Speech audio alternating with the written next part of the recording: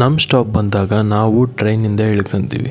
ಇಳಿದಾದ್ಮೇಲೆ ಮುಂದೆ ಹೋಗ್ತಾ railway station ಮೇಲಿಂದ ಯಾವ ಥರ ಕಾಣಿಸ್ತೆ ಅಂತ ನೋಡ್ತೀವಿ. ನೋಡಿದಾದ್ಮೇಲೆ ಮುಂದೆ ಇಂಡಿಯಾ ಫ್ಲಾಗ್ನ ನೋಡಿ ಅದಾದಮೇಲೆ ಹೊರಗಿಂದ ಯಾವ ಥರ ಸ್ಟೇಷನ್ ಕಾಣಿಸುತ್ತೆ ಅಂತ ಒಂದು ಸರಿ ನೋಡ್ಕೊಂಡು ಮತ್ತೆ ಮುಂದೆ ಹೋಗಿ ನಾವು ಹೋಗ್ಬೇಕಾಗಿರೋ ಬಸ್ನ ಹತ್ತಿ ಕೂತ್ಕೊತೀವಿ. ಕೂತ್ಕೊಂಡಾದಮೇಲೆ ನಮಗೆ ಕಾದಿತ್ತು ಒಂದು ಬಿಗ್ ಶಾಕ್. ಅದು ಏನಪ್ಪ ಅಂತಂದರೆ ನಾವು ಹೋಗ್ಬೇಕಾಗಿರೋದು ಮಂಗಳೂರು ಪಣಂದೂರು ಬೀಚಿಗೆ, ಆದರೆ ನಾವು ಹೋಗಿದ್ದು ಉಡುಪಿಗೆ ಹೆಂಗೆ ಹೋದ್ವಿ ಅಂತ ಇಲ್ಲಿ ಮುಂದೆ ಹೇಳ್ತೀನಿ, ನೀವು ನೋಡ್ತಾ ಇರಿ.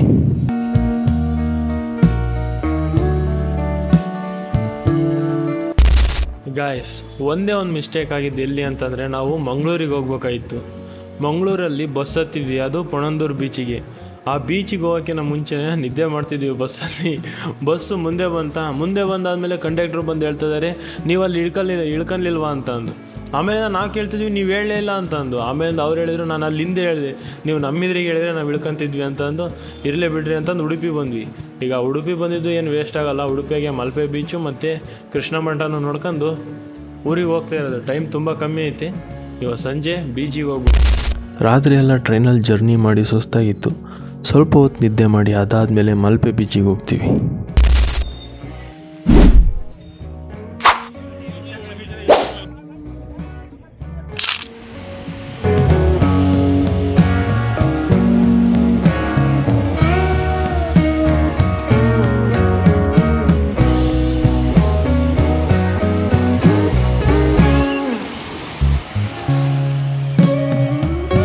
ಈ ಬೀಚಲ್ಲಿ ತುಂಬ ಥರದ ಆ್ಯಕ್ಟಿವಿಟಿ ಮತ್ತು ತುಂಬ ಜನ ಇದ್ದರು. ಆದರೆ ನಾವು ಯಾವುದು ಆ್ಯಕ್ಟಿವಿಟಿನ ಆಡೋಕ್ಕೆ ಹೋಗಲೇ ಇಲ್ಲ. ಯಾಕೆ ಅಂತ ಅಂದರೆ ನಮಗೂ ಗೊತ್ತಿಲ್ಲ ಯಾಕೆ ಹೋಗಲಿಲ್ಲ ಅಂತ ಅಂದು.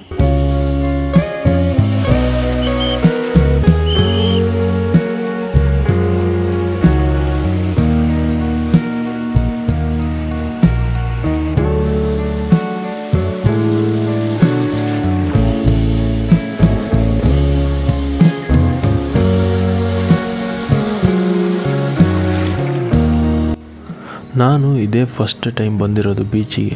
ಇದು ಫಸ್ಟ್ ಟೈಮ್ ನೋಡ್ತಾ ಇರೋದು ನಾನು ಬೀಚು. ತುಂಬಾ ಚೆನ್ನಾಗಿತ್ತು, ಆದರೆ ತುಂಬಾ ನೀಟಾಗೂ ಇತ್ತು.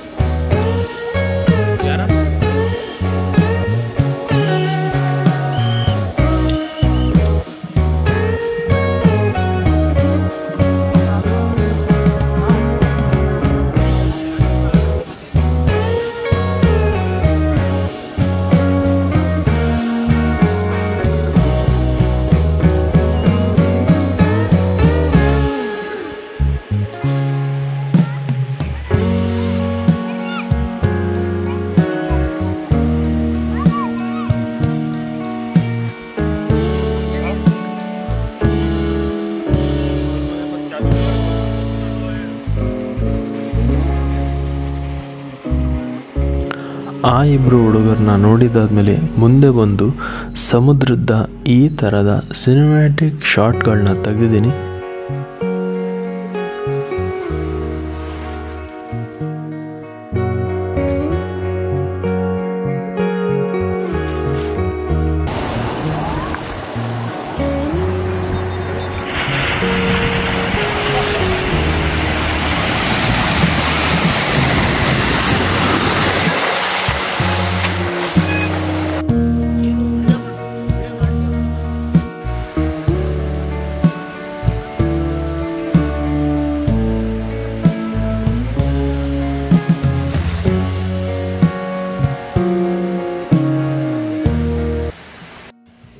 ಅದಾದಮೇಲೆ ಸಮುದ್ರದ ದಂಡೆ ಮೇಲೆ ಬಂದು ಈ ಬಂಡೆಗಳ ಮೇಲೆ ಕೂತ್ಕೊತೀವಿ.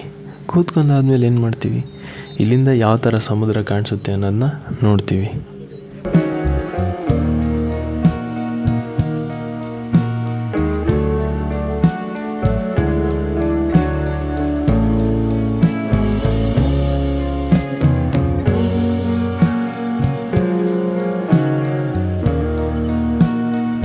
ನೋಡ್ತಾ ನೋಡ್ತಾ ಸಮಯನೂ ಮುಂದೆ ಹೋಗ್ತಾ ಇತ್ತು. ಅದಾದಮೇಲೆ ಇಲ್ಲಿ ಜನನೂ ಯಾರೂ ಇರ್ತಾ ಇರಲಿಲ್ಲ ಅನ್ನೋದಕ್ಕಿಂತ ಎಲ್ಲರೂ ಅವರವರು ಪಾಡಿಗೆ ಅವರು ಹೋಗ್ತಾಯಿದ್ರು. ಅದಾದಮೇಲೆ ನಾವು ಸ್ವಲ್ಪ ಸಮುದ್ರದ ಹೋಗಿ ವಾಪಸ್ ಬರ್ತೀವಿ.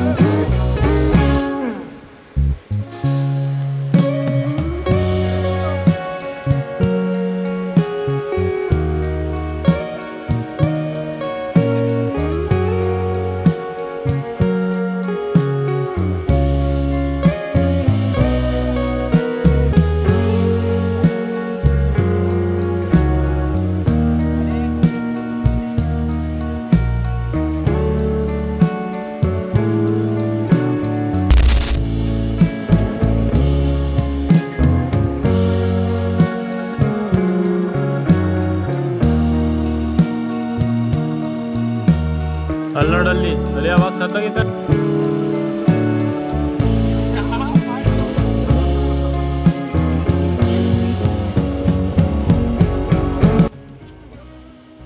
ಇವತ್ತಿಗೆ ಇಷ್ಟು ಸಾಕು. ಸಿಗೋಣ ನೆಕ್ಸ್ಟ್ ವಿಡಿಯೋದಲ್ಲಿ. ಅಲ್ಲಿವರೆಗೂ ಟೇಕ್ ಕೇರ್, ಬಾಯ್.